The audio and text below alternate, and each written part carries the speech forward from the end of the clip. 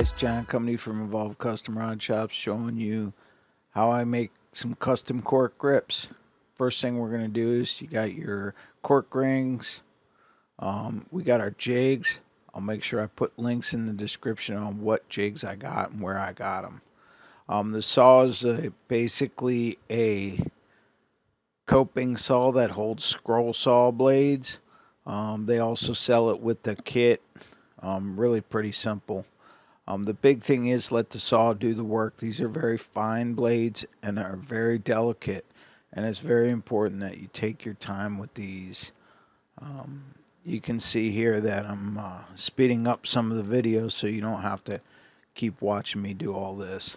Now you see I pull them out of the form, and some of them aren't cut all the way through. That's not a big deal. I just take a razor blade and chop them. Constantly checking my blade for tension. You don't want it too loose. You want it nice and snug. Now we're doing burl cork. Burl cork is a little bit harder than regular cork. So again, take your time. Let the saw blade do the work, or else you're going to have a world of hurt.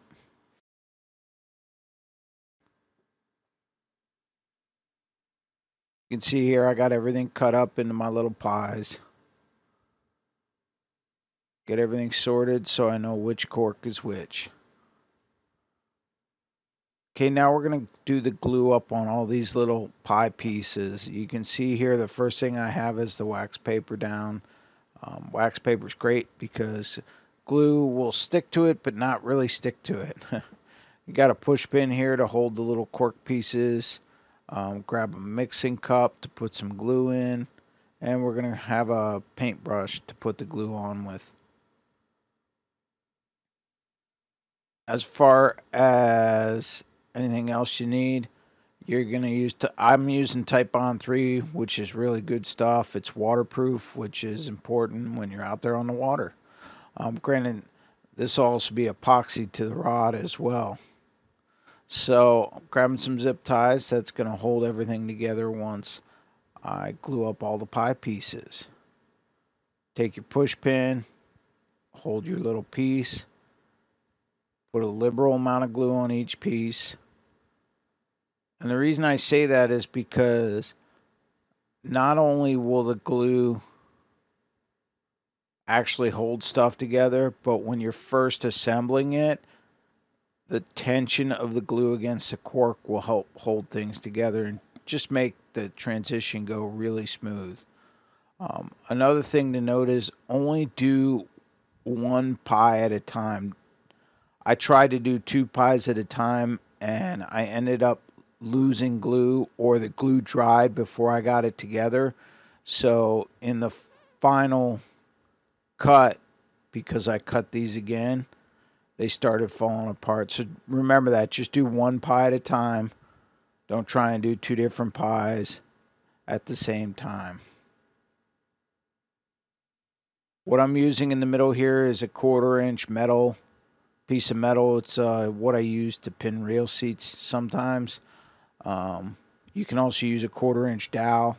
Whatever you have that's a 1/4-inch, just put it in the middle. Grab your zip tie once this is all glued up and tighten it up. You want it fairly snug.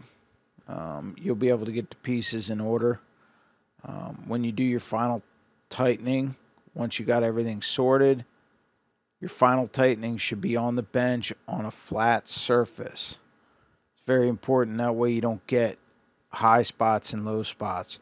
You will always have a couple high spots and low spots. It's unavoidable, but we'll show you how to take care of all that.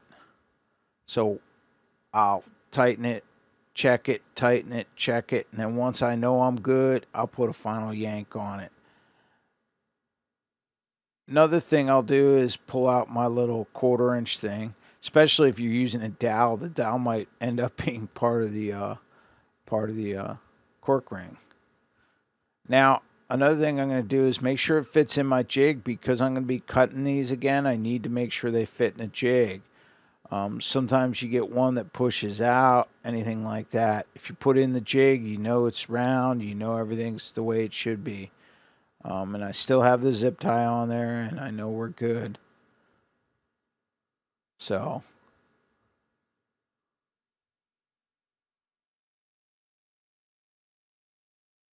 continue with the other ones. And again, I shouldn't have started the other one while I was doing the one. I should have just stayed on the one. Glue this all up.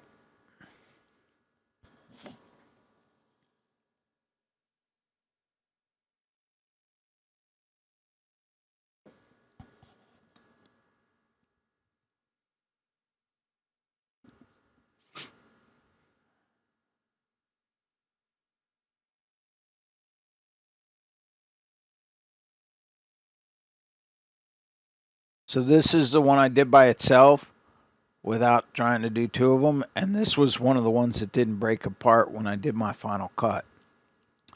Okay, my next cut is going to be through the pie to make little wafers. So I'm going to cut all the zip ties off.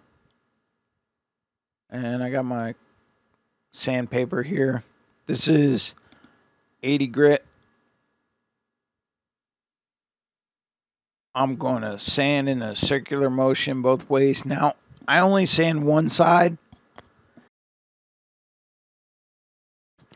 And the reason I only sand one side is because there's no need to sand both sides, in my opinion, because there's going to be one cut that I throw out. Because the way I have this set up, it makes 4 cuts. The last cut will be the uneven one, and not just toss it. So you see we have our wafers there. It's perfect. And I'll continue cutting, doing all the wafers. A couple of them fell apart, and this was because I tried to glue 2 at once. I shouldn't have done that. But you can fix it. You just have to glue them in these little wafer forms and then re-zip tie them. And let me tell you, they don't come out as good. So take your time the first time.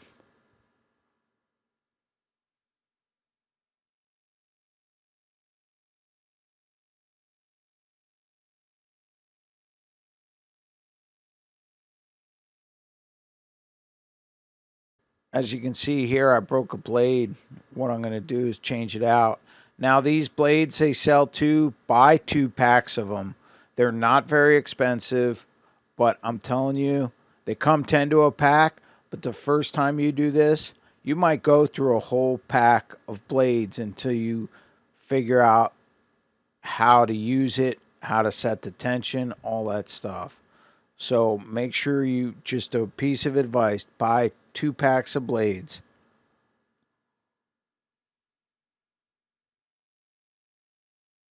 It's kind of difficult putting the blade on. You got to make sure the teeth are down. Now there's no front or back to the blade. I believe the blade's teeth go both directions, a bi-directional blade, or I think that's what they call them. So the teeth go up and down. See, fell apart. It's all right. We glued it back together. We zip tied them. We got them all together. Works just fine.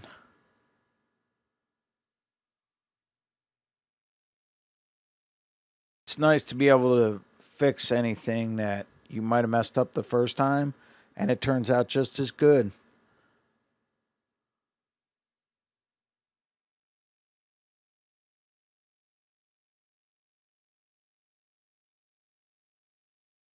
Okay, now we got all our wafers. We're going to start setting everything up. I'm also cutting solid pieces. I got solid burl, solid regular cork, and then I got solid of the cactus cork. I'm setting up different patterns now. I'm just trying to see what works. You know, each one is different. You got to figure out what works for you.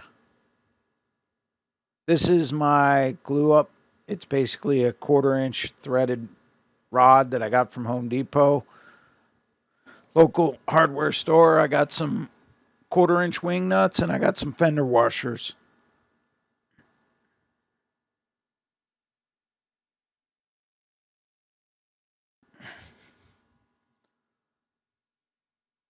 I'm going to start by getting everything glued up. Make sure you have everything laid out before you start gluing it up. The length of your grip, the pattern, lay it all out so you don't mess it up. Make sure everything fits on that 1/4 inch threaded rod, because if not, you might run into issues. So what I'm doing is I'm putting the first cork ring down, putting glue on top, putting another one on top of that, putting a liberal amount of glue each time I put a cork ring on top. Okay? And I just keep sliding it down. Right here is where the pattern starts. So you can see here I'll stagger it. So it's dark, light, and you get a neat checkerboard pattern. You could do the whole thing in checkerboard pattern if you really wanted to. That'd be kind of cool.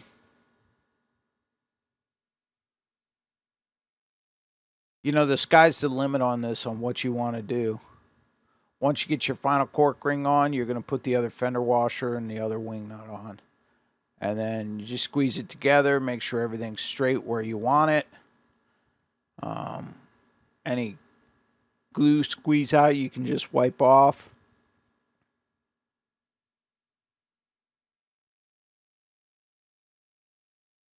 And we'll let that dry up.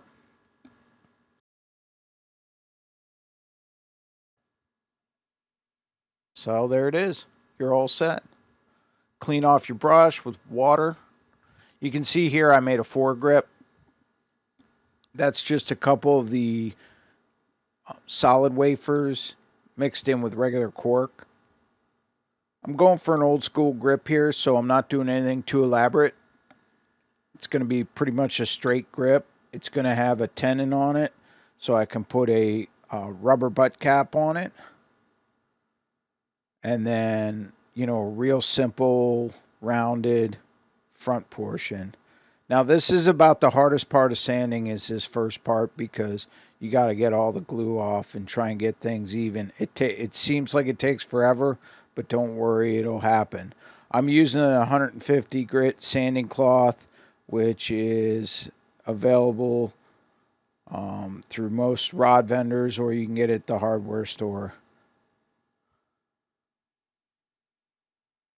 You can see here, once you're starting to shape the grip, it's a lot easier, comes off a lot quicker. And that's because you've gotten through all the glue, you've gotten through all the uneven points, and the sandpaper can use its full potential. One thing I like to do whenever I'm making my grips is test fit. I test fit all the time. I'm rounding the corner right by the reel seat, that way it looks good. See, I'm pulling this off to make sure it looks good, make sure it fits. I want it to look good against the reel seat. Yep.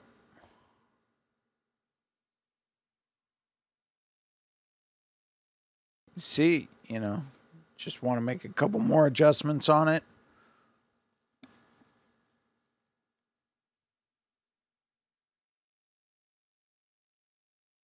And we're good. Now we're going to make the tenon for the butt cap. I'm using the longer the butt cap. I'm just sizing everything up to see what it looks like. Basically, I'm just taking my sandpaper, putting pressure down where the tenon's going. And to get a nice clean edge, you got to really take your time with this. And you almost wedge the sandpaper into the end. See here, I got a good fit.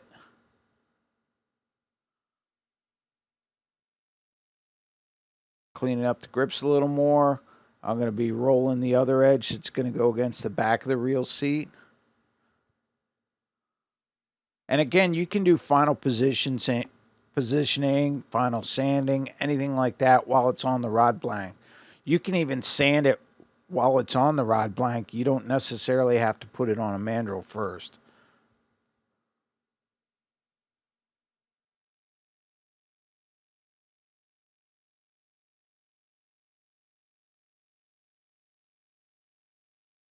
So now I'm going to pull everything off, lay it out, and I'm basically done with my grips. Next thing to do, of course, is to ream them out and mount them to the rod.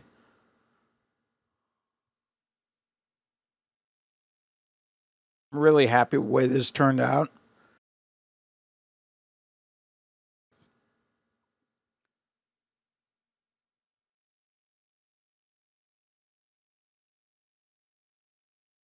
I'll move the camera in the frame so you can see it. Now this is prior to glue up onto the rod blank.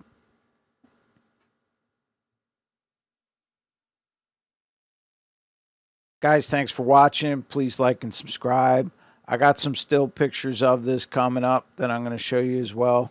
Hope this video was helpful. If you have any questions, make sure you ask.